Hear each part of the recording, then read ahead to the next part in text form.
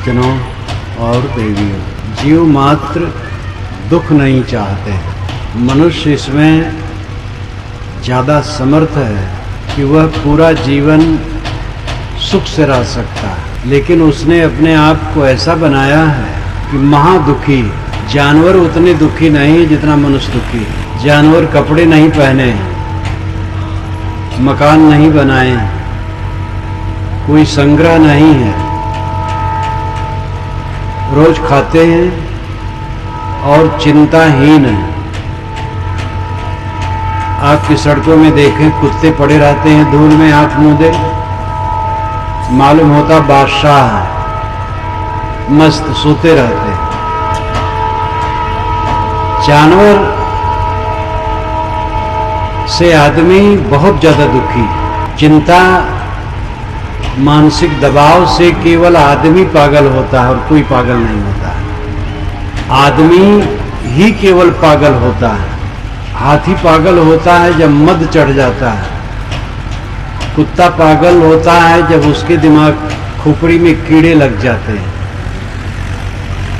मानसिक दबाव से केवल मानव पागल होता है। जो पागल है वो पागल है, जो नहीं पागल है वो भी पागल है। 60 वर्ष का बूढ़ा कल्पना करता है मैं 22 वर्ष का जवान हूं। ये पागलपन है कि नहीं? साइकिल पर जा रहा और कल्पना करता है हेलीकॉप्टर पर चल रहा है। ये पागलपन है। आदमी सोचता बहुत है। मनुष्य के पास दो बड़ी शक्तियां हैं, मन की शक्ति और वाणी की शक्ति, और यही दोनों शक्तियां इसे परेशान करती हैं, क्योंकि इन पर वो संयम नहीं रख पाता। वाणी आदमी को जितना बोलना चाहिए दिन भर में, उसका 50 गुना ज्यादा बोलता है और बोल बोल करके वातावरण को खराब करता है। घर का वातावरण, समाज का वातावरण, राष्ट्र का वातावरण, सारे वातावरणों को क्षुब्ध करने वाला ये आदमी। वाणी में संयम नहीं है, मन में संयम नहीं है, इंद्रियों में संयम नहीं है, और इन तीनों के असंयम से इसके कटीले संस्कार इकट्ठे होते हैं चित्त में और निरंतर वे गढ़ते हैं। कैसे सुखी रहे?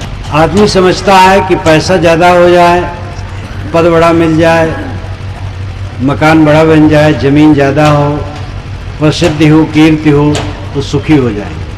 ये भ्रम है। भारतवर्ष का लौकिक दृष्टि से सबसे बड़ा पद है प्रधानमंत्री का। प्रधानमंत्री सुखी है? कई प्रधानमंत्री भूतपूर्व होके अपने कमरों में बैठे हैं। अभी 4-5 महीने के भूतपूर्व प्रधानमंत्री भी असहाय अपने कमरे में बैठे हैं। जो प्रधानमंत्री की गद्दी पर है वो प्रधानमंत्री होने से सुखी नहीं है। हाँ, अगर उसके अच्छे विचार हैं तो उसे सुखी हो सकता है। सुख और दुख की परिभाषा हम गलत करते हैं। लौकिक वस्तुओं की प्राप्ति सुख और उनकी प्राप्ति न होना दुख मान लेते हैं। लौकिक वस्तुओं की जरूरत है। ज्ञानी संत को भी भोजन चाहिए, कपड़े चाहिए, आवास चाहिए, इसको कौन नकार सकता है? लेकिन हम आवश्यकता तक सीमित नहीं रहते हैं, मन की तृष्णाओं में पीड़ित रहते हैं। मानो हम 2 रोटी खाते हैं और 1000 रोटियां कोई हमारे पास रख दे तो हमारी उन्नति हो गई। अगर उन रोटियों को जरूरतमंदों में बांट दे तो कुशल है, नहीं तो सड़ करके बीमारी पैदा करेगी। धन बढ़ा तो धन की उन्नति हुई, मेरी उन्नति नहीं हुई। पद बढ़ा तो पदोन्नति हुई, मेरी उन्नति नहीं हुई। परिवार बढ़ा तो परिवार की उन्नति हुई, मेरी उन्नति नहीं हुई। मेरी उन्नति तब होगी, तब मानी जाएगी जब हमारे मन की तृष्णा शांत हो। क्रोध, काम, लोभ, द्वेष, चिंता, ईर्ष्या, उद्वेग, भय समाप्त हो, तब ये मेरी उन्नति। इस चीज को समझना मुश्किल। किसी की कार देख करके लगता है सफल है, कार पर चलता है। बड़ी बिल्डिंग देख करके लगता है सफल है, बड़ी बिल्डिंग में है। महंत हो गया, गुरु बाबा हो गया, मंडलेश्वर और जगत गुरु हो गया, आचार्य हो गया, तो ये सफल है। ये सब सफल लौकिक दृष्टि से है। गुरु बनने से भी किसी कल्याण नहीं होता है। कल्याण होता है मन को, वाणी को, इंद्रियों को संयत करने में। आध्यात्मिक उन्नति जीवन की असली उन्नति। लेकिन इस चीज को हम समझ नहीं पाते हैं। लौकिक वस्तुएं देखने में आती हैं, जीवन का जो सार है वो भीतर है, वो देखने में नहीं आता है। परांच खान वितरित स्वयंभू तस्मात् परांग पश्यत नान्तरात्मन कश्चित धीरा प्रतिज्ञात्मान मैक्षत आवृत्ति चक्षु अमृतत्वमिच्छन्। उपनिषद के ऋषि कहते हैं कि प्रकृति ने हमारी इंद्रियों को बाहर खोल करके निकाला है, इसलिए हम बाहर देखते हैं, भीतर नहीं देखते। कोई विवेकवान पुरुष अपने मन को समेट करके अंतरात्मा को देखता है। इसीलिए सद्गुरु कबीर की वाणी आध्यात्मिक दृष्टि से अंतर्मुखी है। वे भगवान को बाहर नहीं खोजते, भीतर खोजते, भीतर खोजने की राय देते। वैसे बाहर भी है, बाहर भी है, भीतर भी है। बाहर का भगवान सेवा करने योग्य है, उपासनी भगवान भीतर है। देखो ये समाज बैठा है, ये बाहर का भगवान है और मेरी अंतरात्मा अंतर का भगवान है। उन्होंने कहा है सरगुण की कर सेवा, निर्गुण का कर ज्ञान। सरगुण निर्गुण से परे तहां हमारा ध्यान। सगुण की सेवा करो, निर्गुण का ज्ञान करो, ध्यान का विषय इससे ऊपर है। सगुण लोग मान लेते हैं मूर्ति और चित्र। मूर्ति और चित्र स्मारक है महापुरुषों के। उनकी सेवा बस इतनी ही होगी कि उनको आप स्वच्छ रखें। आपके घर में किसी महापुरुष की मूर्ति या चित्र है तो उन्हें स्वच्छ रखें, इतनी ही सेवा होगी। अगर वो खाएं तो दाल भात खिला दीजिए, नहीं खाते हैं तो खिलाने की कोई जरूरत नहीं। जो खाते हैं उनको खिलाइए, जो खाते हैं उनकी खुराक न छीनिए, कम से कम न खिलाइए, कोई बात नहीं। सबको खिला नहीं सकते। हर इंसान की शक्ति और समय सीमित है। एक आदमी के पास एक चादर है और यहाँ वो बिछा करके चाहे सब लोग बैठे हैं तो सब कैसे बैठेंगे? इतने लोग हैं सैकड़ों, तो एक चादर पर तो नहीं बैठ सकते हैं। उसकी भावना व्यापक है कि सब बैठे, लेकिन सेवा सीमित होगी। तो हमारे पास समय भी थोड़ा है, शक्ति भी थोड़ी है। हम सबकी सेवा नहीं कर सकते। किसी के सामने असुविधा उत्पन्न करना छोड़ दें, किसी को तकलीफ देना छोड़ दें, किसी की बुराई करना छोड़ दें, सहस्तित्व की भावना लावें तो ये सेवा हो गई। ठगना, धोखा देना छोड़ दें तो सेवा हो गई। बड़ी मछलियां छोटी मछलियों को खाती हैं, बड़े कहलाने वाले लोग छोटों को पीसते हैं। ये महापाप है। क्लर्क और अफसर ऑफिस में बैठा है, ग्राहकों को भगवान भगवती समझे और उनकी सेवा करे। काम करने के लिए बैठा है, काम करे, जो ग्राहक जाए उनका काम करे। काम करना संभव नहीं है तो उसको प्रेम से बता दे कि ये काम नहीं हो सकता है। दुकानदार दुकान पर बैठा है, उचित मुनाफा ले, धोखा ना दे और ग्राहकों को भगवान भगवती समझे। अध्यापक बच्चों को भगवान भगवती समझे, उनकी सेवा करे, पढ़ावे। साधु संतों का काम है वे स्वयं पवित्र आचरण में रहें और सच्चे ज्ञान में रहें और उसके उपदेश से समाज को प्रेरित करें। वे सांप्रदायिकता का प्रचार न करें और गांजा भांग न पिएं या और भी दुर्व्यसन न करें। सबकी अपनी अपनी ड्यूटी है, सबके अपने अपने कर्तव्य हैं अपने कर्तव्यों से समाज की सेवा करना, ये सगुण भगवान की सेवा है। निर्गुण भगवान भीतर है, उसके लिए मन को समेट करके एकाग्र होने की जरूरत है। घूंघट का पट खोल रे तो को पीऊ मिलेंगे, घट घट में वही साईं बसत है, कटुक वचन मत बोल रे। धन यौवन का गर्व न कीजे, झूठा पचरंग चोल रे। शून्य महल में दियना बारी ले, आशा से मत डोल रे।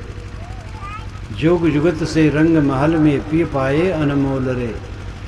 कहत कबीर आनंद भयो है, बाजत अनहद ढोल रे। इन पंक्तियों का विश्लेषण किया जाए, बहुत बातें हैं। खास बात है कि घूंघट का पट खोल दो। मनुष्य की चित्तवृत्ति परमात्मा के लिए, कल्याण के लिए, निर्वाण और सुख के लिए, परमानंद के लिए तड़फड़ाती। हर समय मनुष्य का मन यही चाहता है कि ऐसा सुख मिले जिसमें दुख नाम की चीज न हो। वो काम भोग में लगना चाहता है तो चाहता है वो काम भोग में ही सदा लगा रहे, लेकिन इंद्रियां शिथिल हो जाती है, शरीर कमजोर हो जाता है, बिलबिलाता है, जिसके प्रति आकर्षण रहता है घृणा हो जाती है, लेकिन तृष्णा शांत नहीं होती। पैसा मिले तो पूरी दुनिया का पैसा हमारे पास आ जाए, पूरी दुनिया का पैसा आ जाए तो क्या दशा होगी फिर उसकी। रावण तो सोने की नगरी में था, सुखी था। सुखी होता तो पराई स्त्री को धोखा देने के लिए इतनी लंबी यात्रा करता। अगर दुनिया की वस्तुओं से शांति मिलती तो सेठ साहूकार शांत होते। राजनेता, कई राजनेता हैं जो खरबों खरबों की संपत्ति देश से लूट करके विदेश में अपना खाता खुलवाते हैं और फिर उनके मर जाने के बाद वहीं वो चीज रह जाती है। ये देशद्रोही है, देश नेता नहीं। ये सब सुखी होते और नेता देश नेता ही क्यों, धर्म नेता। एक एक धर्म नेता हैं जो गुरुआई महंती और गद्दी के लिए हत्या तक करवाते हैं। जहां लोभ बढ़ेगा वहीं पाप बढ़ेगा। तो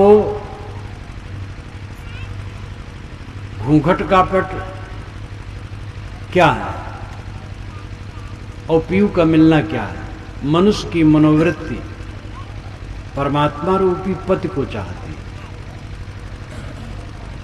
या कहो निर्वाण को चाहती, आनंद को चाहती, परम सुख को चाहती, मोक्ष को चाहती है, जन्नत को चाहती है, स्वर्ग को चाहती है। ये भाषाएं, चीजें अलग अलग नहीं। एक ही बात है कि ऐसा सुख चाहती है मन की वृत्ति जिसमें दुख न हो, केवल सुख हो। और वो सुख कहीं नहीं, वो सुख है चित्त की निर्मलता में, इच्छाओं पर विजय, मन पर विजय, काया गढ़ की लड़ाई पर विजय। जो अपने मन वाणी इंद्रियों पर विजय कर लेता है उसको सुख मिलता है। ये सुख बड़ा सस्ता है। भोग महंगे, मोक्ष सस्ता है। भोग महंगे ही नहीं, असंभव है। क्या कोई बूढ़ा जवान हो सकता है? क्या कोई अपनी जवानी को स्थिर रख सकता है? क्या अपनी पत्नी की जवानी स्थिर रख सकता है? क्या अपने बच्चे को उंगली की इशारे पर नचा सकता है? जितना जो चाहता है क्या वैसा सब मिल सकता है?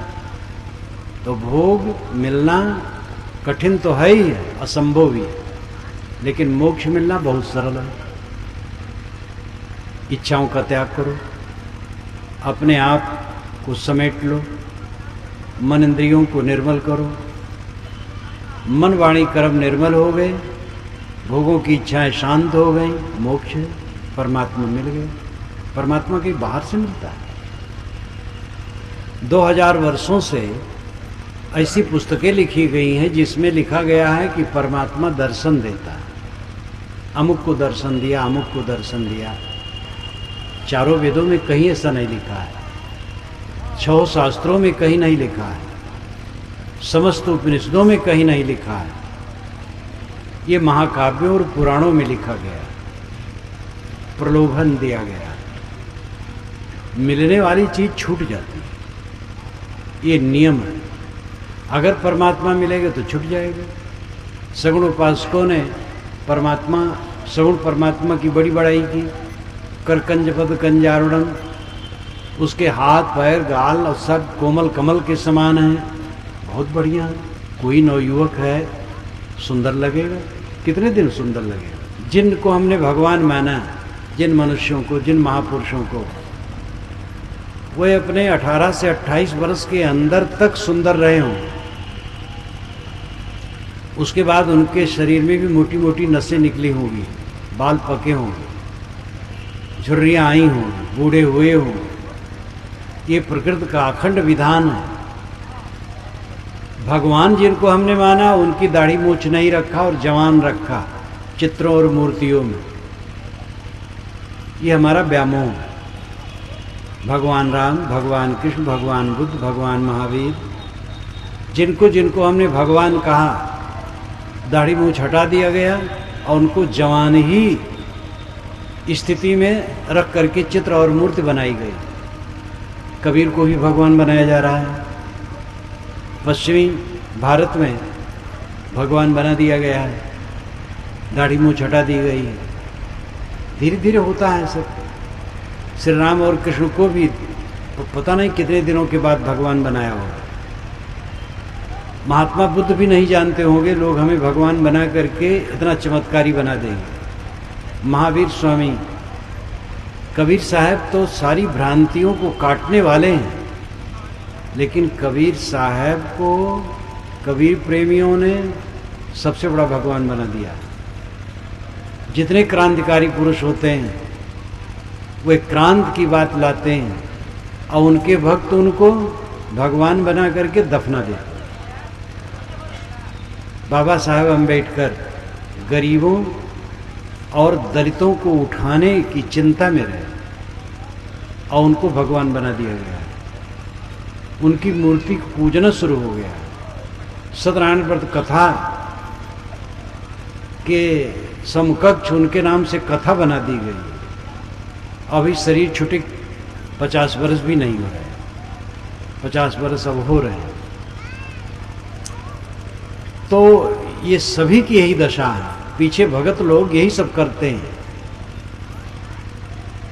और इसीलिए आजकल के नवयुवकों को धर्म के प्रति घृणा होती है। कबीर साहब ऐसे विचारक हैं कि आज से सैकड़ों वर्ष पूर्व हुए और वह आज भी आधुनिक है।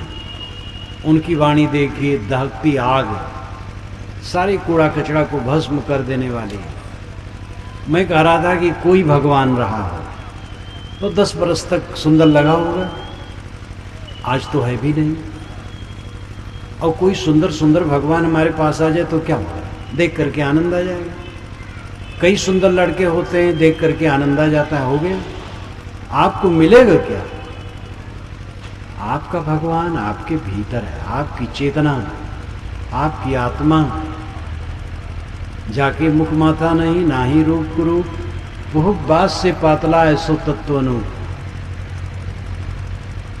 ऋषियों ने वेदों में प्रार्थना करते करते हार मान ली, थक गए। तब उपनिषदों में आकर के कहा,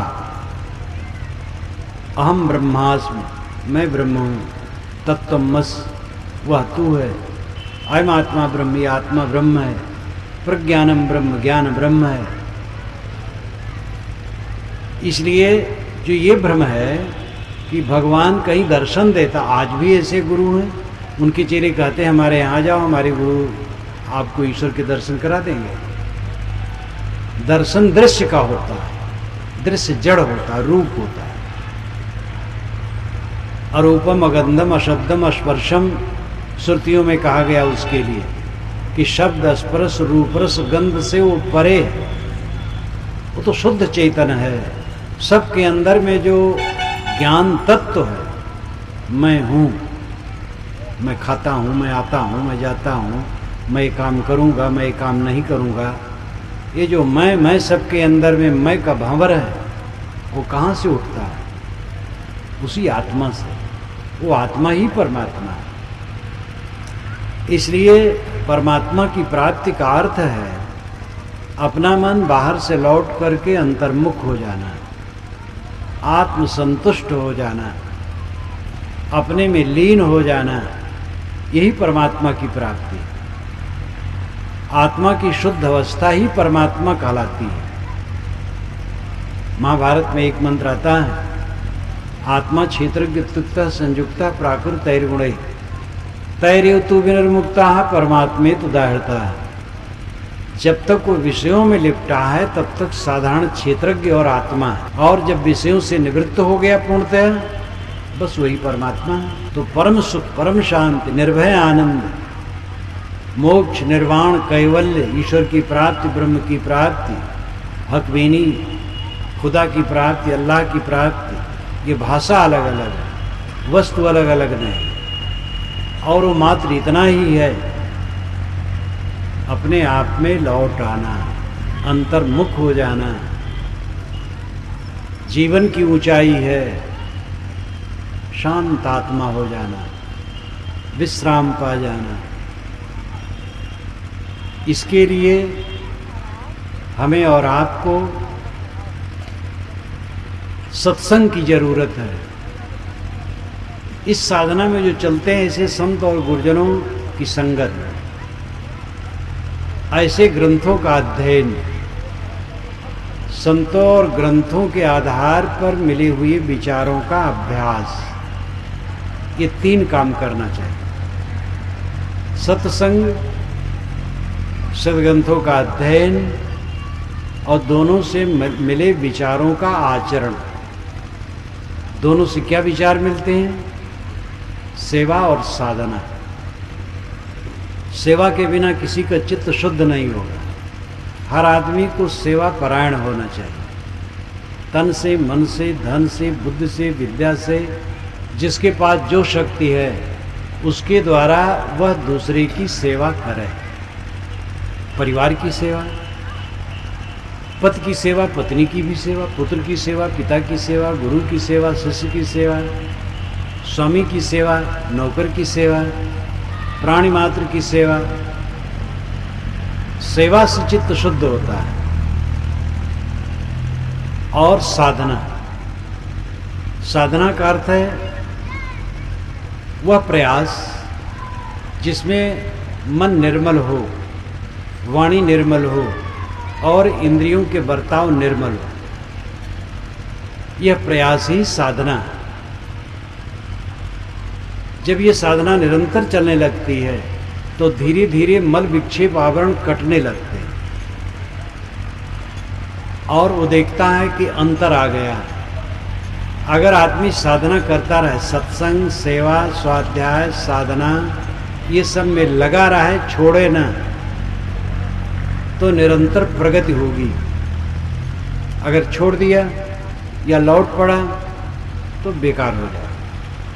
आप यहाँ से गोरखपुर जा रहे हैं और जाते जाते रुक गए तो गोरखपुर नहीं पहुँचेंगे, और लौट पड़े तो कोई आशा ही नहीं है। लौट पड़ने का अर्थ है साधना में कि काम, क्रोध, लोभ, मोह में फिर उलझ जाना। रुक जाने का अर्थ है सेवा, स्वाध्याय, साधना, सत्संग छोड़ देना। रुके ना और लौटे ना, आगे चलता रहे, चाहे धीरे धीरे चले, तो देखेगा अंतर पड़ रहा। काम की वासना जितनी पहले थी अब नहीं रही। क्रोध का उद्वेग घट गया। बहुत बड़बड़ाते थे, अब काफी संयम हो गया। खाने पीने में लुलुप थे, उसमें संयम हो गया। पैसे कौड़ी की तृष्णा थी, अब संतोष हो गया। नहीं बहुत वैराग्य है, लेकिन अगर कोई हानि हो गई तो विचार आता है कि तो होना ही था, हो जाता है, फिर ज़्यादा दुख नहीं होता। ये साधना का लक्षण है, ये फल है। निरंतर चित्त की उन्नति होती जाए। चित्त की उन्नति का अर्थ है समता की प्राप्ति। सुख और दुख, हानि और लाभ, जय और पराजय, अनुकूल और प्रतिकूल, स्तुति और निंदा, ये सब में चित्त समता में रहे। स्तुति पाकर के फूल न जाए और निंदा पाकर के पचक न जाए।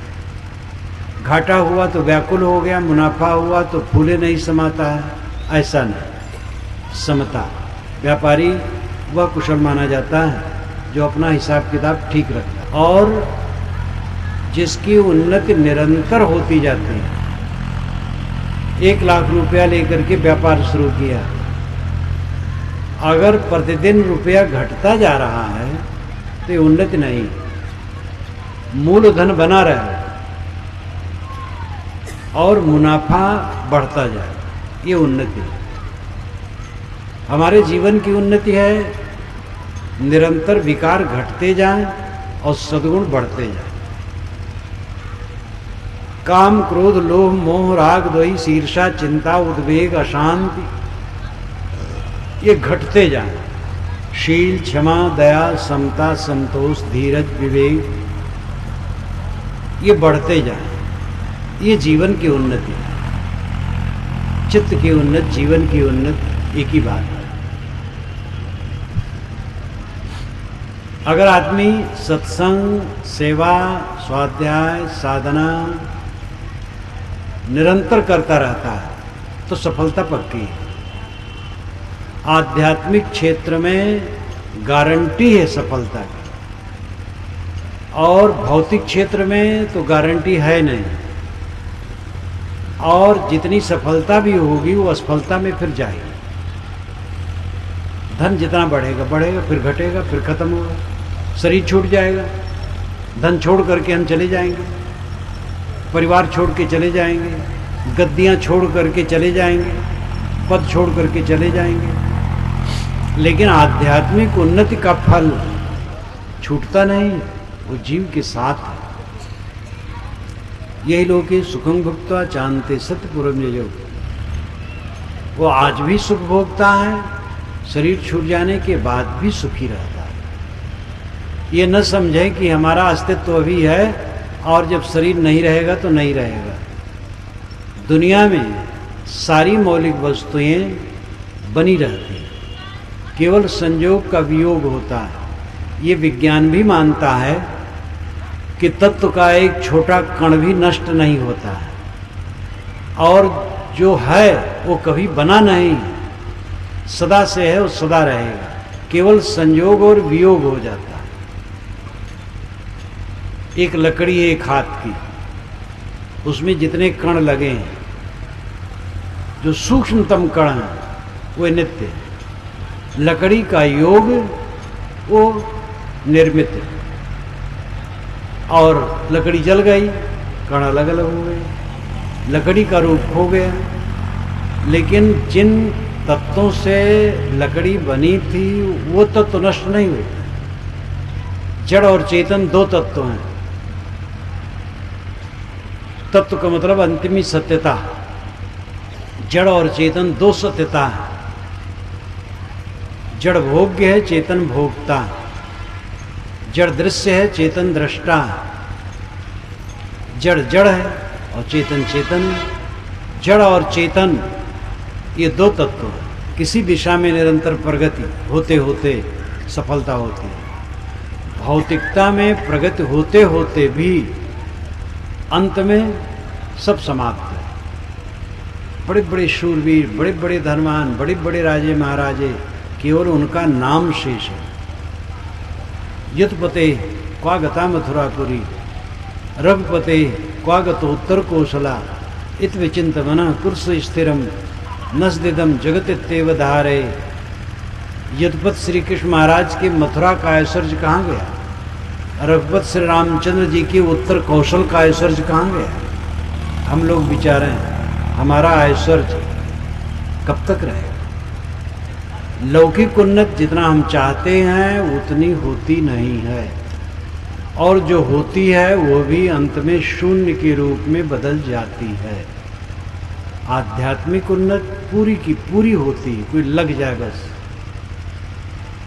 और वह कभी छूटती नहीं। लेकिन आदमी निश्चित को छोड़ करके अनिश्चित को पकड़ता है, तो निश्चित तो स्वयं छोड़ देता है और अनिश्चित छूटना ही है। वो जिसको पकड़ता है वो पानी का बुलबुला है, वो फूट जाता है। और जो अजर अमर है उस आत्म तत्व का उसे विवेक ही नहीं, न उसके लिए प्रयास है। इसलिए आदमी दुखी है, बाहर से भरा भरा और भीतर से खाली खाली। कितने लोग हैं जो बाहर से भरे भरे, बड़ा मकान है, गाड़ियां हैं, धन है, पद है, प्रतिष्ठा है, बाहर से लगते हैं कि खूब चमचमा रहे हैं, लेकिन बाहर से भरा होने से कोई भीतर भरा नहीं हो सकता है। भीतर भरा होने का अर्थ है संतुष्ट, तृप्त, परमानंद, परम शांत, और ये निरंतर साधना का परिणाम है। भगवान की माया हमें नचा रही है, हम क्या करें? भगवान ने ऐसी माया डाल दी है, हम परेशान हैं। ये लोग बहुत करते हैं। भगवान कोई खुराफाती नहीं। खुराफाती आदमी दूसरे के मार्ग में रोड़ा डालता है। क्या ईश्वर खुराफाती है कि वो माया बनाए है और सबके ऊपर दौड़ा देता है? आपके मोहल्ले में एक आदमी ऐसा हो जो कटही कुतिया रखता हो और सब पर दौड़ाता रहता हो, तो उसको आप कितना खराब माने? क्या ईश्वर ऐसे हैं? माया रूपी कटही कुतिया रखे और सब पर दौड़ा देता है? आपका दोष क्या है? शास्त्रों में लिखा है और पंडित और महात्मा कहते हैं कि ईश्वर की माया सबको नचा रही है, लेकिन ये बिल्कुल ही झूठ है कि ईश्वर की माया नचा रही है। हमारी आपकी माया हमें आपको नचा रही है। माया क्या है? मन का मोह। साहब ने कहा है, माया माया सब कहे, माया लखे न कोई, जो मन से न उतरे माया कहिए सोच। कहीं मोह हो गया तो मन से उतरता नहीं है, ये माया है। राग हो गया नहीं उतरता, द्वेष हो गया भी नहीं उतरता है। द्वेष हो गया तो जिसके प्रति द्वेष है उसको उच्छिन्न करने की चेष्टा है, और मोह जहां हो गया उसको जायज नाजायज संपन्न बनाने की चेष्टा है। ये माया है। शराब पी रहे हैं, माया है, अपनी माया है। तंबाकू खाने लगे, आपकी माया है, आपका मोह, आपकी भूल। तंबाकू खाने लगे, तंबाकू खाने से क्या फायदा है? बीड़ी, सिगरेट, गांजा, भांग, पान, सुपारी। पान खाने वाले का मुंह कितना गंदा होता है, दांत, जीभ सब गंदे होते हैं, अंदर तक उसका खराब असर जाता है। पढ़े लिखे लोग करते हैं। कितने प्रोफेसर मुख में पान ले करके तब लेक्चरबाजी करेंगे, गलगलाएंगे बकरी की तरह। क्या समझ? जो मुंह साफ नहीं रख सकता है वो कौन सा उपदेश करेगा? साधु महात्मा कितने गांजा भांग तक दम लगाते हैं। खाने की अकल उसको नहीं है, पीने की अकल नहीं है। क्या खाद्य है, क्या खाद्य है, क्या पेय है, क्या अपेय है, क्या शराब पेय है, क्या बीड़ी सिगरेट गांजा भांग पेय है, क्या अंडा मांस मछली खाद्य है? अंडा मांस मछली गरिष्ठ है, रोगमय है, घृणित है, जीव हत्या से मिलते हैं। पूरी दुनिया के प्राकृतिक चिकित्सक एक स्वर से इसका विरोध करते हैं, केवल भारत के नहीं। एडोल्फ जस्ट तो पश्चिमी जगत के विद्वान थे, उनकी एक पुस्तक है रिटर्न टू नेचर, पतली सी पुस्तक है। उन्होंने मांसाहारियों को बहुत धिक्कारा, ईसाई थे वो। तो अंडा मांस मछली अशुद्ध है, गरिष्ठ है, लेकिन मांस वाले तो कह सकते हैं हम प्रोटीन खाते हैं। तंबाकू वाले क्या कहें? वो तो निकोटीन खाते हैं। निकोटीन नाम का जहर तंबाकू में होता है। तो खाने पीने की अकल हमें नहीं है, और हम शिक्षित हैं, विद्वान हैं। सिगरेट पढ़े लिखे लोग पीते हैं, और सिगरेट के डिब्बे पर लिखा रहता है सिगरेट पीना स्वास्थ्य के लिए हानिकर है। उनसे कोई कह दे कि आप निर्बुद्धि हो तो लाठी ले लेंगे। लेकिन बुद्धि का लक्षण क्या है? कोई कहे कि आओ पत्थर ले आओ, मेरा सर फोड़ दो, मैं तुम्हें 100 रुपये दूंगा, और कहे मैं बुद्धिमान हूँ। कैसा बुद्धिमान है? पैसा देता है, नशा का सेवन करता है, पैसा खराब करता है, स्वास्थ्य खराब करता है, धर्म कर्म खराब करता है, और बुद्धिमान भी बनता है। तो हमें खाने पीने की अकल नहीं है, बोलने की अकल नहीं है, माँ बाप पत्नी भाई बच्चे में सुंदर बर्ताव नहीं है। ये सब अपनी माया, अविवेक, अज्ञान, ये अपनी माया है, भगवान की माया नहीं है। भगवान हमें भटका देता है। ईश्वर की माया अघटित घटना पटीसी धृत्या अनिर्वचनीया प्रभु माया गरियसी। ये शास्त्रों में बड़े लंबे लंबे लच्छेदार शब्द रखे गए हैं, ये सब गलत है। प्रभु माया नहीं, हमारी अपनी अपनी माया। काल ही कर्म ही ईश्वर ही मिथ्या दोष लगाए, गोस्वामी जी ने भी कहा तो, लेकिन दूसरी जगह वैसा भी कहा, सब ही नचावत राम गोसाई। अब राम गोसाई सबको नचाते हैं तो राम गोसाई बड़ी खुराफाती हो गई। फिर ये भावुकता में, अभी आज ही सुबह एक भक्त ने कहा, महाराज आपकी दया से मैं बहुत गिरा हुआ था, आपकी दया से आपकी वाणी से उठ गया। अब मेरी दया से कैसे गिरा था? मेरी वाणी को पढ़ करके उठ गया तो ये तो कहना चाहिए, लेकिन मैं आपकी दया से गिरा हुआ था। बस वो प्रवाह में कह रहे हैं। एक सज्जन मिलने आए, कहे महाराज आपकी कृपा से पानी अच्छा बरसा है, धान अच्छा हुआ है, आपकी कृपा से महाराज लड़की की शादी कर दी, और आपकी कृपा से महाराज भैंस ब्याई है, दूध अच्छा हो रहा है, आपकी कृपा से महाराज पड़वा मर गए। और हमारी कृपा से सब हुआ, अच्छा हुआ, पड़वा मर गया तो अच्छा नहीं हुआ। एक वैष्णव संत मिलने आए कि महाराज आप तो जानते हैं मेरे मंदिर में 3 कमरे खाली थे, राम जी की इच्छा से, राम जी की इच्छा से उसको किराए पर दे दिया। राम जी की इच्छा से किराएदार किराया ही नहीं देता है। अब राम जी की इच्छा से किराया नहीं देता तो क्या बुरा करता है? तो ये है आदमी का तकिया कलाम। भगवान की माया महाराज नचाती है, क्या करो? अरे आपकी माया आपको नचाती, भगवान की माया नहीं नचाती। भगवान जो चाहेगा वही होगा, हम क्या कर सकते हैं? हम तो कठपुतली हैं। ये बहुत बढ़िया वचन है। हम सब कठपुतली हैं, ईश्वर सूत्रधार है। बड़ी भक्ति भावना का वचन ये लगता है, लेकिन अगर हम सब कठपुतली हैं तो सत्संग की आवश्यकता किसको है? कठपुतली कहीं सत्संग समझ सकती है और कुछ सुधार सकती है? आप कठपुतली नहीं, आप अपने कर्मों के कर्ता और विधाता हैं। जो कुछ आप सोचते बोलते और करते हैं उसकी जिम्मेदार है। कठपुतली कह करके छुट्टी नहीं पा सकते हैं। भावुकता में बहुत वचन गलत कहे गए और शास्त्रगत हो गए। इसीलिए शास्त्रों की बात, महापुरुषों की बात, सारी बात विचारणी है। आप कबीर साहब का ये दोहा सुने होंगे, साधु ऐसा चाहिए जैसा सूप सुभाए, सार सार को गए रहे थोथा दे उड़ाए। सूप स्वभाव बनो, फटक दो भूसी उड़ जाए, चावल रखो।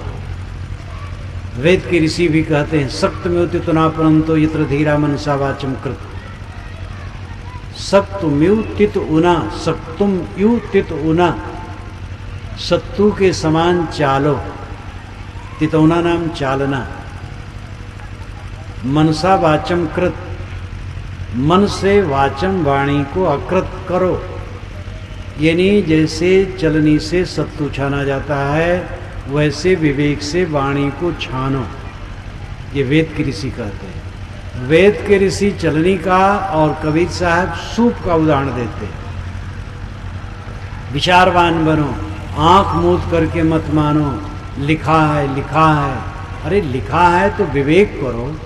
एक युवक गया परदेश, 2 वर्ष हुआ नहीं आया, उसकी पत्नी ने पत्र लिखवाया, फिर भी नहीं आया, तो पत्र लेखक से उसने फिर से कहा कि तुम लिख दो कि तुम्हारी पत्नी राण हो गई, मेरे तरफ से लिख दो प्रथम पुरुष के रूप में कि मैं राण हो गई। तो उसने लिख दिया, लिखने वाले ने, कि मैं राण हो गई। पत्र गया, पढ़वाया किसी से, रोने लगा। रोते रोते अपने क्वार्टर पर आया। क्यों भाई क्यों रोते हो? भैया मेरी पत्नी राण हो गई। कहे तुम जीवित हो, कैसे राण हो गई? कहे कहा न मानो, लिखा देख लो। चिट्ठी दिखाने लगा। ऐसे हम चिट्ठी दिखाते, लिखा सबई नचावत राम गोसाई। राम गोसाई सबको नचा रहे। राम गोसाई क्यों नचाएंगे? राम गोसाई करुणाशील है, वे नचाएंगे नहीं। जितने महापुरुष हैं वो करुणा स्वरूप हुए, वे किसी को नचाते नहीं। नाचते हम वासनावश, लोभवश, काम क्रोधवश, अपने दुर्गुणों के नाते नाचते। कबीर साहब ने कभी नहीं कहा कि ऐसा नचाते। अगर कहीं ऐसा आप पढ़ें तो उसका लाक्षणिक अर्थ दूसरा है। जैसे राम तेरी माया द्वंद मचावे, गतिमति वाकी समुझ परे नहीं, सुरनर मुनि नचावे। तो राम वे अलग राम नहीं कहते हैं, हर व्यक्ति को वे राम मानते हैं। अय राम, अय मनुष्य, तेरी माया तुझको नचाती है, ये उसका अर्थ है। कबीर साहब ने कहीं नहीं कहा कि ईश्वर सबको नचा रहा है, और कबीर साहब ने कभी नहीं कहा है कि ईश्वर की माया सबको नचा रही है। उन्होंने तो कहा मन माया तो एक है, माया मन ही समाए। तीन लोग संशय परी मैं काय कहूँ समझाए। मन माया तो एक है, मन के विकार माया है, लेकिन तीन लोग को संशय है कि माया भगवान की बनाई है और आकाश में बैठी रहती और सिर पर कूद पड़ती बिना जाने समझे आदमी के, और विवश होकर के उसको रगड़ देती है। ऐसा हो तो फिर आदमी सुबसी नहीं है। मनुष्य के जीवन का उद्देश्य सर्वथा उसके अधिकार में, और वो किसी दूसरे देश और काल में पूर्ण होने वाला नहीं है, इसी देश काल में पूर्ण होने वाला है। आदमी अपने उद्देश्य को प्राप्त करने के लिए सर्वथा स्वतंत्र और स्वबस है, तभी उसकी आदमियत है और तभी उसका विवेक है। आशावान उपदेश है, और परावलंबी जो उपदेश बनाए उपदेश नहीं। ईश्वर की माया न चाहती है तो एकदम आदमी को कमजोर कर दिया गया। ईश्वर जो चाहे वही कर सकता, वही आदमी करता और कुछ नहीं, तो बिल्कुल विवश हो गया। फिर चोरी करता है तो ईश्वर ने चोरी करवाई है, किसी से दान करवाया, ऐसा बखेड़ा ईश्वर क्यों करता है? ये ईश्वर ईश्वर कहते हुए लोग ईश्वर को समझते नहीं, बस भावुकता में बहते हैं हर बात में। विवेकवान बने। हमारे जीवन से जो कुछ सोचा जाता है, बोला जाता है, किया जाता है, उसके हम जिम्मेदार हैं, यही तथ्य है और इसी धारणा से कल्याण है। हम जो भटकते हैं, दुर्व्यवहार करते हैं जीवन में, वो हमारे मन की माया है। अविवेक, अज्ञान, मोह, लोभ, क्रोध, ये सबसे करते हैं। वो हमारी कमजोरी है और उस कमजोरी को हमें ही जीतना है। ईश्वर जब चाहेगा तब उद्धार हो जाएगा। ईश्वर तो दयालु है, आज तक उद्धार कर देता है, आज तक उद्धार नहीं हुआ, आगे क्या आशा है?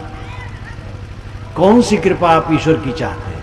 आपको शरीर मिला है, स्वस्थ है, चलते फिरते हैं, इतनी बड़ी धरती मिली है, आकाश मिला है, हवाएं मिली हैं, सूरज चांद तारे मिले हैं, समुद्र झरने नदियां मिली हैं, वनस्पतियां और वन पर्वत मिले हैं, सबका लाभ आप ले रहे हैं। हम लोग यहाँ बैठे हैं कि हमारे नाम से रजिस्ट्री है, लेकिन लाभ ले रहे हैं। कितनी कृपा आपको चाहिए? संत गुरुजन उपदेश कर रहे हैं, ग्रंथ शास्त्र बने हैं, अब कौन सी कृपा कोई करे? अपनी कृपा अपने ऊपर किए बिना बाहर की कृपा क्या करे? आदमी तो चाहता है, मनुष्य तो ऐसा है कि उसका चलता तो कहता भगवान जाकर के दुकान पर काम कर दो, खेत में खेत जोता हो, धान काट करके मीच करके वसा करके हमारे घर में रख दो, कूट करके पका दो जरा और मेरे मुंह में डाल दो, घुट भी तुम ही कर दो। लेकिन ये सब होने वाला नहीं, इसलिए खुद करता है। हाँ, कल्याण के लिए जिम्मेदारी दे देता भगवान, तो कल्याण दे देना, ये पक्का समझ लो। कोई आपका कल्याण करने वाला नहीं। आपने अपने को स्वयं गड्ढे में डाला है, स्वयं निकालना होगा और कोई चारा नहीं। गुरु संत केवल रास्ता दिखाएंगे। गुरु संत का काम है कि वो अपने को निकाल ले, गुरु संत वही, खाली कपड़ा गुरु संत थोड़े है। ये हम लोगों के कपड़े साधुत्व के लक्षण नहीं है, ये साधु के कपड़े मात्र लक्षण है ज्ञान, वैराग्य, संतोष, शील, धीरज, ये सब साधुत्व के लक्षण है। तो कोई साधु गुरु का मतलब है उसने साध लिया, अपना कृतार्थ हो गया, कृतार्थात्मा, शांतात्मा। अब वो आपको रास्ता बताएगा, उसकी वाणी से प्रेरित हो और उसके पवित्र आचरण से बल प्राप्त हो, ये कर सकते हैं। लेकिन करना पड़ेगा आपको खुद। मन, वाणी और इंद्रियों को विकृत करके हमने अपने मन में गंदगी भरी है। उस गंदगी को न कोई ईश्वर निकाल सकता है, न कोई गुरु निकाल सकता है, हमें ही निकालना है। उपदेष्टा लोग ये सब कम कहते हैं, वे कहते भगवान का नाम लो बेड़ा पार हो जाए, ऊपर वाला जब चाहेगा सब ठीक हो जाए। आम जनता तो सही उपदेश चाहती है, लेकिन जब महात्मा और पंडित ही भटके हैं और वो सस्ता नुस्खा बांट रहे हैं, तो आम जनता क्या करे? इतने क्या, महात्मा और गुरु और पंडित लोग, मौलवी लोग ढिढोरा पीटते, उनके पास आओ, पुत्र मिलेगा, धन मिलेगा, रोग कटेगा, मुकदमे में विजय होगी, फैक्ट्री लग जाएगी।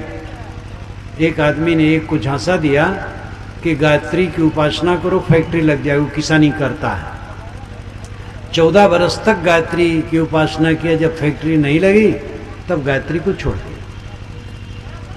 ये सब कितना धोखा है। गायत्री मंत्र की रचना जब हुई है, विश्वामित्र ने ऐसा सोचा भी नहीं। विश्वामित्र की रचना है, ऋग्वेद के 3 मंडल के 62वें सूक्त का यह 10वां मंत्र है। तत्सवितुर्वरेण्यं भर्गो देवस्य धीमहि धियो यो न प्रचोदयात्। उस प्रकाशक स्वरूप सविता का हम ध्यान धारण करते हैं जो हमारी बुद्धि को प्रेरता है, उसका इतना अर्थ है। सविता उसे कहते हैं जो अभी उगा नहीं है। साणाचार्य ने भाष्य किया है, उदयात पूर्व भावी सविता उदयास्तमय वर्ती सूर्य है। उदय के पहले सविता कहलाता है सूरज, और जब उग जाता है तो अस्त होने तक सूरज कहलाता है। तो न उदित सूर्य ही सविता है। और कुछ वैदिक विद्वान ये कल्पना करते हैं कि विश्वामित्र जब वशिष्ठ से हार गए तो रात भर वे क्लांत पीड़ित अपने आश्रम के बाहर झील पर बैठे चिंतित रहे, और इसी में चिंता करते करते विचार उठे और उनके मस्तिष्क में ये मंत्र आया, तत्सवितुर्वरेण्यं भर्गो देवस्य धीमहि धियो यो न प्रचोदयात्। और इसका अर्थ बड़ा सुंदर है। ये गायत्री मंत्र है। गायत्री मंत्र में 24 अक्षर होते, इसमें 23 ही है, इसलिए इसको निचृत गायत्री कहते हैं, यानी अशुद्ध गायत्री। किंतु छांदिक दृष्टि से शुद्ध अशुद्ध का महत्व तो नहीं होता है। भाव बड़ा अमृत है। हमारी बुद्धि प्रकाशित हो, सविता प्रकाशक स्वरूप है, हमारी बुद्धि प्रकाशित हो, सविता से प्रकाश की भावना लेना कितनी बढ़िया बात है। बुद्धि प्रकाशित हो। यही मंत्र जब सवर्णों की दीक्षा में नियुक्त हुआ, आगे चलकर ब्राह्मण क्षत्रिय वैश्य को जब दीक्षित किया जाए तो कौन सा मंत्र सुनाया जाए? वेद रचने के पूर्व और वेद रचने के काल में भी ये पता नहीं चलता है कि यज्ञोपवीत कुछ होता था।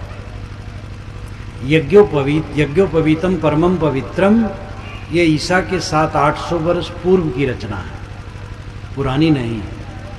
जनेऊ पहनते थे, ये पता नहीं चलता। मेखला पहनने की बात है। यजुर्वेद में शिव को यज्ञोपवीतधारी कहा गया पीछे से। तो जब वर्ण व्यवस्था हुई तब ब्राह्मण क्षत्रिय वैश्य के लिए यज्ञोपवीत करना और कोई मंत्र सुनाने की बात आई तो कौन मंत्र रखा जाए? तो ये गायत्री मंत्र चुना गया और इसमें ओम भूर्भुवः स्वः मिलाया गया। तो ये छांदिक दृष्टि से और त्रुटिपूर्ण हो गया, बहुत अक्षर हो गए।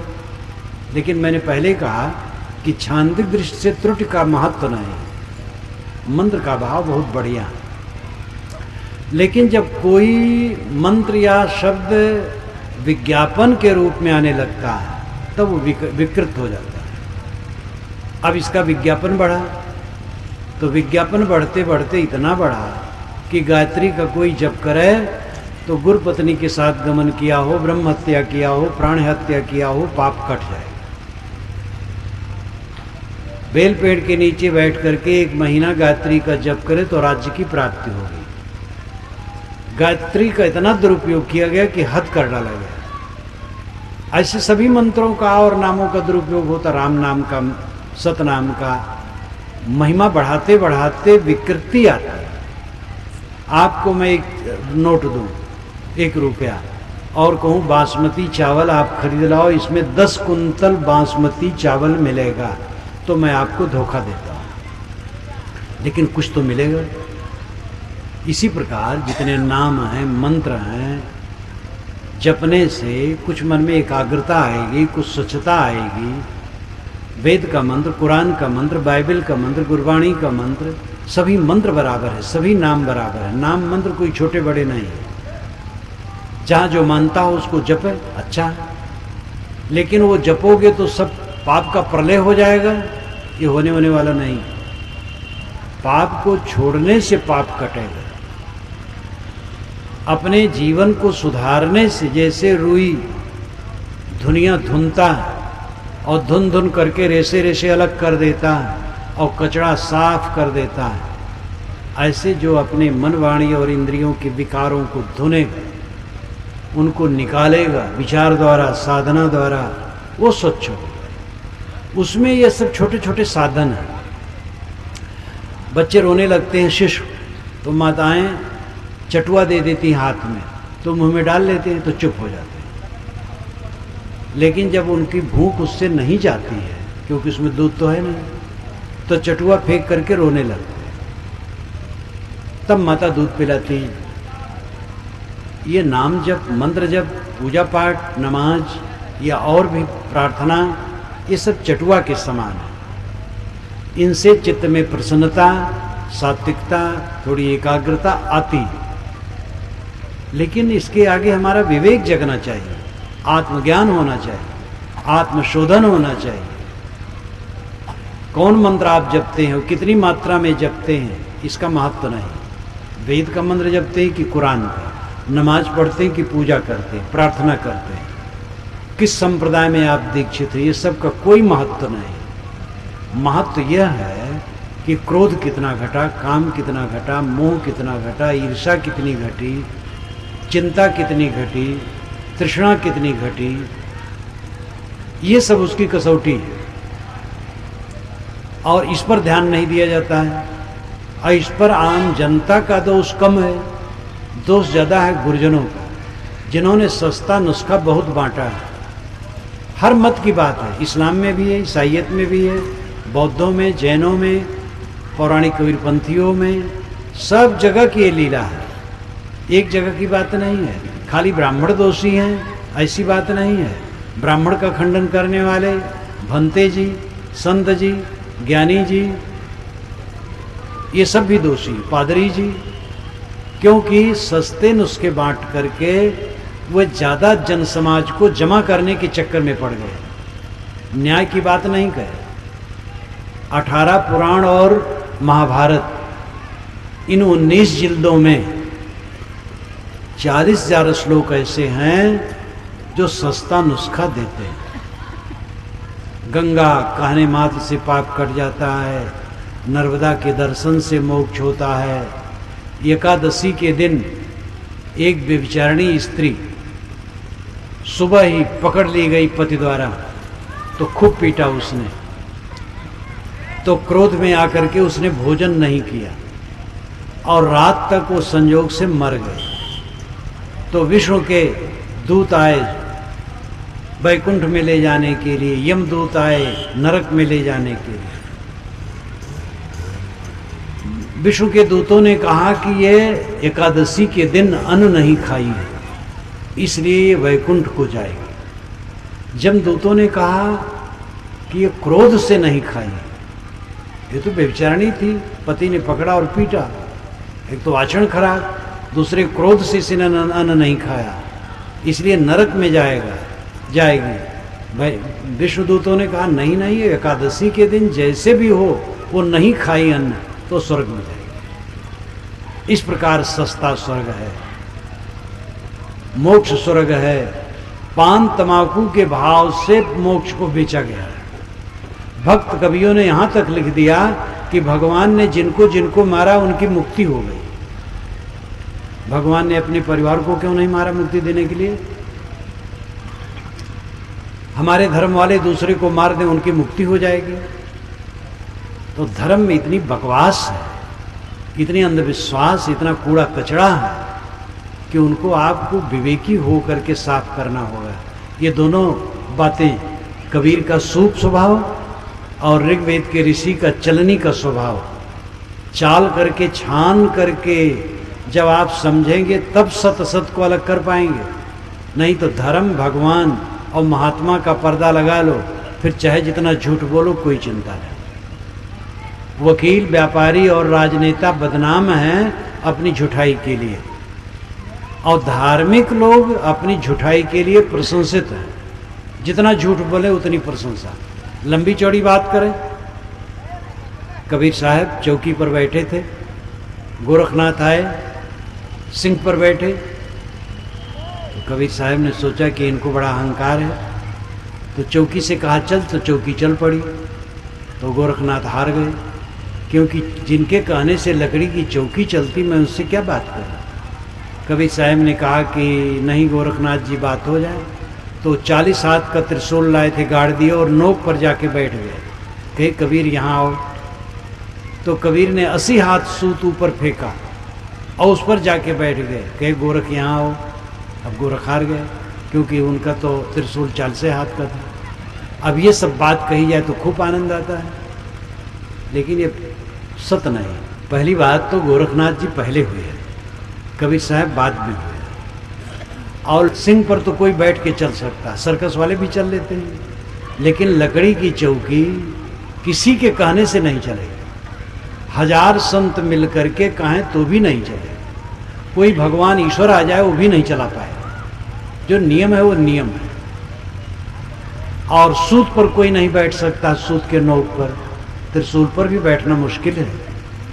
तो दुनिया में कारण कार्य की एक अटूट व्यवस्था है, विश्व के शाश्वत नियम है, प्रकृति के अपने नियम है। चमत्कार नाम की कोई चीज नहीं। सैकड़ों वर्ष बाबा जिए, 100 वर्ष की उम्र वेदों में बारंबार कहा है कि हम 100 वर्ष जिए। आज भी कोई कोई 100 तक चला जाता, ज्यादातर 100 के पहले मर जाते हैं, कुछ लोग 100 के ऊपर होके मर जाते हैं। हजारों वर्ष कोई नहीं जीता। भागवत में लिखा है राजा प्रिवर्त 11 अरब वर्ष राज्य किए। ये सब पुराण के कवियों को सूझा, वेद के ऋषियों को ऐसी हिम्मत नहीं थी, शास्त्र के ऋषियों को भी हिम्मत नहीं थी, उपनिषद के ऋषियों को भी हिम्मत नहीं थी। ये पुराण और महाकाव्य के लेखकों की हिम्मत लंबी चौड़ी हो गई और खूब लंबा लंबा कहते थे। तो धर्म के नाम पर फिजूल बातें बहुत हैं, अंधविश्वास की बातें बहुत हैं, कुरीतियाँ बहुत हैं। इन सब पर आपको जागरूक होना होगा। विज्ञान इतना बढ़ गया है और धर्म अभी भी सिसक रहा है खड़ा। पंडित महात्मा, ज्ञानी जी, पादरी जी, मौलवी साहब और सभी लोगों को चाहिए कि वो जागरूक होकर के काम करें। नई पीढ़ी तो ये सबको नफरत इससे करती है, और इसीलिए नवयुवकों का एक बड़ा दल है जिनको धर्म के प्रति घृणा है। वे धर्म शास्त्रों को छूना नहीं चाहते और पुराने महात्माओं और महापुरुषों का नाम नहीं लेना चाहते। ये उनकी कमजोरी है। अगर चावल में कंकड़ मिला है तो चावल फेंक देना समझदारी नहीं, कंकड़ निकाल दें, चावल का उपयोग करें। हमारे पूर्वजों ने ज्ञान का बहुत कुछ विषय हमारे सामने रखा जिससे हम ज्ञानी हुए हैं। अगर वह बिल्कुल शून्य होते तो हमें कहाँ से ज्ञान आता? जो मैं बोल रहा हूँ और जान रहा हूँ सब मेरी उपज नहीं है, मेरे पूर्वजों की देन है। हाँ, उसमें कुछ गलतियाँ हैं तो उसको निकाल दो। हमारे पिता धान की निराई किए, हम गए देखे तो खेत में कहीं कहीं घास छुटी, अगर हम कहते हैं कि हमारे पिता बड़े बेवकूफ़ हैं, घास छोड़ के, तो हमारी उद्दंडता है। हम ही निराई करते तो हमसे भी छूट जाती कुछ। हमारे पिता का बड़ा उपकार है जिन्होंने सब घास निकाल दिया और कहीं एक आध प्रतिशत बाकी है, अब उसको हम निकाल दें। अगर हम ये कहें कि नहीं हमारे पिता सर्वज्ञ हैं, उन्होंने इसको धान समझा, धान छोड़ा है, ये धान है, तो महाबेवकूफ़ी हमारी। वो घास है, घास है, धान कैसे है? तो हमारे पूर्वज सब सर्वज्ञ थे, ये कहना भूल है, और अल्पज्ञ थे, ये कहना भूल है। हम परंपरावादी भी हैं और परंपरा पर विचारक भी। परंपरा को छोड़ के हम बोल भी नहीं सकते हैं। परंपरा से प्राप्त भाषा में हम बोल रहे हैं, इसलिए परंपरावादी हैं, लेकिन परंपरा को लेके नहीं चल सकते हैं। वैदिक विद्वानों ने वेद के 55 मुद्दों को कलिवर्ज कह करके छोड़ने की राय दी है। आज से 1000 वर्ष पूर्व लिखा गया है कलिवर्ज, संस्कृत में है सब। कलिवर्ज 55 मुद्दे हैं जो नहीं करना चाहिए, वो वैदिक है लेकिन नहीं करना चाहिए। एक उदाहरण दे दूं, नियोग प्रथा थी पहले वैदिक युग में। अगर पुरुष कमजोर है, उससे बच्चे नहीं होते, कोई कारण है, उससे गर्भ धारण नहीं होता है, तो स्त्री दूसरे पति से गर्भ धारण करा सकती है और जायज माना जाएगा। ये नियोग है। आज से 1000 वर्ष पूर्व पंडितों ने कहा एक कलिवर्ज है। उस जमाने में रहा ठीक है, लेकिन आज ठीक नहीं। ऐसे 55 मुद्दे हैं, उसको कह करके सभा में समय बर्बाद करने की क्या आवश्यकता है? तो अगर माना जाए कि सब बातें पुरानी मान लेनी चाहिए, तो कलिवर्ज क्यों कहा गया? और ये कहा जाए कि सब झूठ है, तो झूठ है, और पोगापंथी हैं सब पुराने लोग, तो कलिवर्ज क्यों कहते? इसीलिए हम पंडित को केवल पोगापंथी नहीं कह सकते हैं। पंडित पोगापंथी है तो महात्मा भी पोगापंथी है, और दोनों में विवेकी भी है। सब जगह पोगापंथी और विवेकी होते हैं, इसलिए किसी वर्ग को पोगापंथी कह देना ये उचित नहीं है। ये विचार करना चाहिए कि कौन सी बात पोगापंथी की है और कौन विवेक की, निष्पक्षता से। इसीलिए कबीर साहब ने जहाँ पंडितों को फटकारा, वहाँ यह भी कहा, कहें कबीर हम जात पुकारा, पंडित होए सो ले विचारा, पंडित सो बोले हितकारी, मूर्ख से रहिए झकमारी। कबीर साहब संत थे, वो कोई राजनीतिबाज नहीं थे कि एक वर्ग को गाली दें वोट पाने के लिए।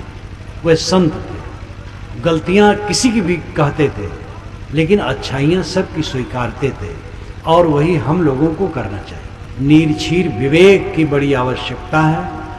अंतिम बात शुरू वाली से जोड़ करके मैं समाप्त करूंगा। मैंने कहा था कि हम भौतिक क्षेत्र में स्वतंत्र नहीं, हाथ पैर पटक करके दुनिया में अंत में हमें मिलती है खुराफात। बहुत धन कमाए, बहुत विद्या पढ़े, ऊंचे पद पर गए, बड़े बाल बच्चे पैदा किए, बड़े बड़े मठ बनवाए, महंत हो गए, गुरु बाबा हो गए, गृहस्थ और विरक्त खूब लौकिक उन्नत किए, तो इसके फल में क्या हुआ? कुछ कंकर पत्थर तो इकट्ठा हुआ, और उसके फल में मन में खुराफात इकट्ठी हुई। मोह, वैर, राग, द्वेष, काम, क्रोध, लोभ, यही सब इकट्ठे हुए।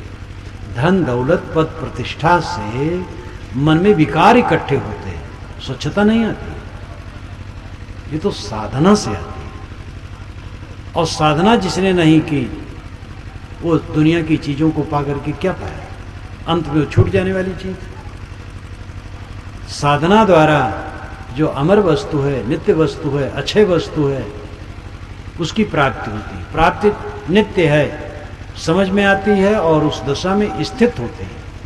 परमात्मा निर्वाण मोक्ष प्राप्त नहीं होता है, वो नित्य प्राप्त है, सदा से प्राप्त है। समझ नहीं, इसलिए हम भटक रहे हैं। समझ सही हो जाए, दिशा ठीक हो जाए, दशा ठीक हो जाए। हमें चाहिए गुरुजनों से सत्संग करें, बोध प्राप्त करें, अपने को शोधें, अपने को निर्मल बनाएं। परमानंद, परम सुख, मोक्ष, निर्वाण, खुदा और ईश्वर की प्राप्ति, इन सारे शब्दों का अर्थ आत्म संतोष है। आत्मन्येव आत्मना तुष्ट, ये गीता का वचन है। आत्मा द्वारा आत्मा में संतोष। तथागत बुद्ध ने कहा पटिभासेयत्तमत्तना, आत्मा द्वारा आत्मा में निवास। पटिभासेयत्तमत्तना उनकी पाली भाषा है, उसका संस्कृत हो जाएगा प्रतिवसेत आत्मानाम आत्मना, आत्मा द्वारा आत्मा में निवास। प्रतिवसेत, अच्छी तरह से निवास। कबीर साहब कहते हैं जब लग दिल पर दिल नहीं तब लग सब सुख ना है। जब तक दिल पर दिल न होगा सब सुख नहीं होगा। जीवन बीत जाता है माटी गोबर बटोरते बटोरते, अब आदमी अपने आप को मानता हम बड़े सफल है। सफल हुआ है जिसने राम धन को पाया, जाना, समझा, उसमें स्थित हुआ। उस दिशा में चलना मानव का परम कर्तव्य है। और इसी के साथ मैं अपनी वाणी को विराम देता हूँ। बोलिए सद्गुरु देव की जय।